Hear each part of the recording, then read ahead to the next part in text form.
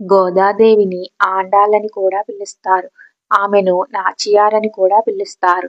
భోగి పండుగ రోజున దక్షిణాదిన వైష్ణవాలయాలలో గోదా రంగనాయకుల కళ్యాణం అత్యంత వైభవంగా జరుగుతుంది. మానవకాంతగా జన్మించి కూడా ఆ రంగనాథుణ్ణి తన నాథుడిగా చేసుకుంది. అసలు గోదా రంగనాయకుల కళ్యాణం ఎలా జరిగింది? భోగి పండుగ రోజున ఈ కళ్యాణం జరగడం వెనుక ఉన్న అంతర్యం ఏమిటి? ఇలా ఎన్నో విషయాలను ఈ వీడియోలో తెలుసుకుందాం. వీడియోని స్కిప్ చేయకుండా చివరి వరకు చూడండి. దక్షిణ భారతదేశంలోని తమిళనాడులో శ్రీ వెల్లిపుత్తూర్ అనే గ్రామంలో విష్ణు చిత్తుడనే భక్తుడు ఉండేవాడు.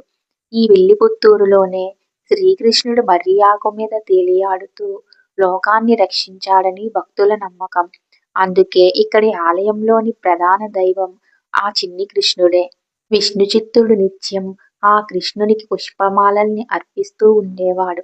విష్ణు చిత్తుడి అసలు పేరు భట్టనాథుడు.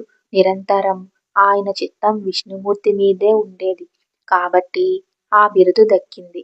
ఆయనను విష్ణు భక్తులైన అల్వారులలో ఒకరిగా ఎంచి ఆయనకు పెరియల్వార్ అంటే పెద్ద అల్వార్ అన్న గౌరవాన్ని కూడా అందించారు. అలాంటి పెరియల్వార్ ఒకసారి తులసి మొక్కల కోసం పాదులు తీస్తుండగా ఒక పాప కనిపించింది. ఆమెను సాక్షాత్తు భగవంతుని ప్రసాదంగా భావించి ఆమెను పెంచుకోసాగాడు విష్ణు చిత్తుడు. ఆమెకు కోదై అంటే పూలమాల అన్న పేరుతో గారాబంగా పెంచసాగాడు విష్ణు చిత్తుడు. ఆ పేరే క్రమంగా గోదాగా మారింది. గోదాదేవి చిన్ననాటి నుంచి కృష్ణుడి లీలలను వింటూ ఆడుతూ పాడుతూ పెరిగింది. యుక్త వయసు వచ్చేసరికి ఆ భక్తి కాస్త ప్రేమగా మారిపోయింది. కళ్ళు మూసినా తెరిచినా ఆ చిన్ని కృష్ణుడే కనిపించసాగాడు. రాను రాను తన చుట్టూ ఉన్న స్నేహితురాళ్ళంతా ఒకప్పటి గోపికలని, తానుండే విల్లిపుత్తూరు ఒకనాటి గోకులమని భావించసాగింది. అంతేకాదు తన తండ్రి విష్ణు చిత్తుడు రోజూ భగవంతుని కోసం సమర్పించే మాలలను ముందే తను ధరించి తనలో ఆ కృష్ణుణ్ణి చూసుకుని మురిసిపోయేది. కొద్ది రోజులకు తండ్రి గారికి ఆ మాలలో ఒక వెంట్రుక కనిపించింది. గోదా ఆ మాలను ధరించిందని గమనించి తన కూతురు చేసిన పని వల్ల ఇన్నాళ్ళు ఆ దేవదేవుని పట్ల అపచారం జరిగిందని బాధపడ్డాడు. ఆ రోజును మాలను భగవంతునికి సమర్పించకుండా అలాగే ఉంచేశాడు. ఆశ్చర్యంగా ఆ రోజు రాత్రి విష్ణు చిత్తుడికి కలలో శ్రీకృష్ణుడు కనిపించి ఈ రోజును మాలను ఎందుకు సమర్పించలేదు అని అడుగుతాడు. గోదాదేవి సాక్షాత్తు భూదేవి అవతారమేనని, ఆమె వేసుకున్న మాలలను ధరించడం వల్ల తనకు అపచారం కాదు కదా, ఆనందం కలుగుతుందని తెలియచేస్తాడు. ఇలాంటి సంఘటనలన్నీ గోదా మనసులో కృష్ణ ప్రేమని మరింతగా పెంచుతాయి. తనకు పెళ్ళంటూ జరిగితే శ్రీకృష్ణుడితోనే జరగాలని అనుకుంటుంది. అందుకోసం ఒకప్పుడు గోపికలు చేసిన కాత్యాయని వ్రతాన్ని మొదలు పెడుతుంది. ఈ వ్రతం చేయాలంటే ఆహారానికి అలంకారానికి సంబంధించిన చాలా కఠినమైన నియమాల్ని పాటించాల్సి ఉంటుంది. అలా గోదాదేవి తాను వ్రతాన్ని పాటించడమే కాకుండా తన చిలికత్తెల్ని కూడా ప్రోత్సహించింది.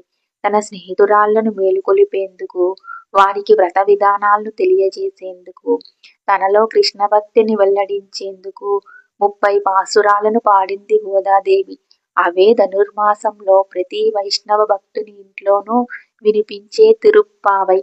ఇలా సాగుతున్న గోదాదేవి ప్రేమకు ఆ కృష్ణుడు లొంగక తప్పలేదు.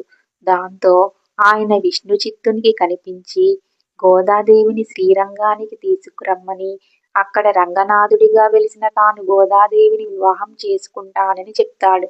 శ్రీరంగంలోని ఆలయ అర్చకులకు కూడా ఈ విషయాన్ని తెలియజేస్తాడు. కృష్ణుని ఆదేశాలను విన్న విష్ణు చిత్తుని సంతోషానికి అవధులు లేకుండా పోయాయి. వెంటనే గోదాదేవిని విల్లిపుత్తూరులోని ప్రజలను తీసుకుని శ్రీరంగానికి బయలుదేరాడు.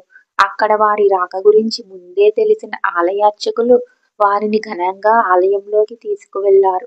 పెళ్లి కూతురిగా గర్భగుడిలోకి ప్రవేశించిన గోదాదేవి అందరూ చూస్తుండగా ఆ రంగనాథునిలో ఐక్యమైపోయింది. ఇదంతా మకర సంక్రాంతికి ముందు భోగి రోజు జరిగింది. అందుకే ప్రతి వైష్ణవాలయంలో భోగినాడు గోదాదేవికి విష్ణుమూర్తితో కళ్యాణం జరుపుతారు. తిరుప్పావై ఆధ్యాత్మిక సాధనకు ఒక ప్రత్యేక మార్గదర్శకం. తమిళ భాషలో రచించినటువంటి ఆమె పాశురాలు భక్తి సాహిత్యంలో అమూల్యమైన సంపద. తిరుప్పావై 30 పాసురాలు వేరువేరు అంశాలను తెలియజేస్తాయి. అందులో 1 నుంచి 5 పాసురాలు గోపికలను నిద్ర నుండి లేపడం, కలిసి వ్రతం చేయటానికి ఆహ్వానం. ఇక 6 నుంచి 15 పాసురాలు వివిధ గోపికలను, నందగోపుణ్ణి, యశోదని లేపటం, కృష్ణుడి మహిమను వర్ణించటం వీటిని తెలుపుతాయి. 16 నుంచి 25 పాశురాలు కృష్ణుణ్ణి లేపడం, ఆయన సేవ చేయటం, బాలకృష్ణుని లీలలు. ఇక 26 నుంచి 29 పాశురాలు మోక్ష ప్రాప్తి, భగవంతుని సేవ, పరమపదానికి మార్గం. ఇక ఆఖరిగా 30వ పాశురం. ఈ పాశురాలు పఠిస్తే కలిగే ఫలితాలు, భగవత్ ప్రాప్తి, జ్ఞానం మరియు భక్తి వీటిని వివరిస్తుంది. ఈ విధంగా తిరుప్పావైలోని ఈ 30 పాసురాలు వేరువేరు అంశాలను వివరిస్తాయి. నిష్కల్మషమైన హృదయంతో తన హృదయాన్ని ఆ రంగనాథుడికి అర్పించుకుంటుంది గోదాదేవి.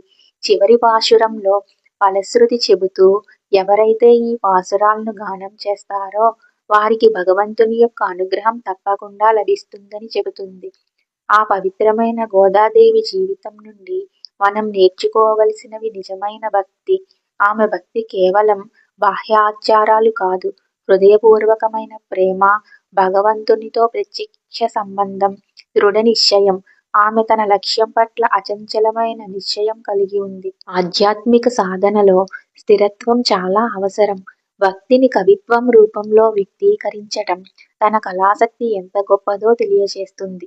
నిస్వార్థ పవిత్రమైన ప్రేమ దైవ సాన్నిధ్యానికి మార్గంగా ఉంటుంది. గోదాదేవి జీవితం భక్తి కోసం ఒక అద్భుతమైన ఉదాహరణ. ఆమె తులసి తోటలో కనిపించిన చిన్న శిశువు నుండి శ్రీరంగనాథుని భార్యగా పరమపదం పొందే వరకు తన ప్రయాణం అసాధారణమైనది. ఇది కేవలం చారిత్రాత్మక సంఘటన కాదు, ప్రతి భక్తునికి భగవంతునితో సంబంధం ఎలా ఉండాలో చూపించే ఒక జీవిత పాఠం. ఈ వీడియో కనుక మీకు నచ్చినట్లయితే లైక్ చేసి నా ఛానల్ని సబ్స్క్రైబ్ చేసుకోండి. Thank you for watching.